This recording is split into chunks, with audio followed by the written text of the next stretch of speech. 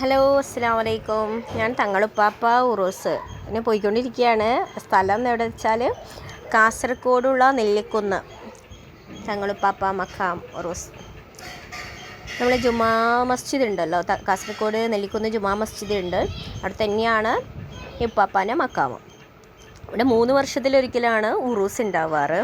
പക്ഷേ ആ ഉറൂസിൻ്റെ ടൈമിൽ ഭയങ്കര സന്തോഷമാണ്. ആ നാട് തന്നെ ഒരു ഉണർന്നതുപോലെ, ജാതി മത വ്യത്യാസം ഇല്ലാതെ എല്ലാവരും അവിടത്തേക്ക് വരും.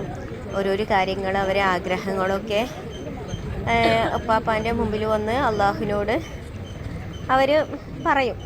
അങ്ങനത്തെ ഒരു ഇതാണ്.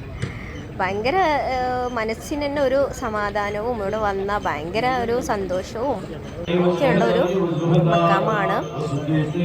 പിന്നെ ഉറൂസിൻ്റെ ടൈമിൽ പിന്നെ കോഴിയും ആട് ഇതൊക്കെ കാര്യങ്ങളൊക്കെ കൊണ്ടുവരും ഇവിടെ. അപ്പോൾ ലേലം വിളിച്ചിട്ടൊക്കെ അവർ വിൽക്കുകയാണ് ചെയ്യുന്നത്.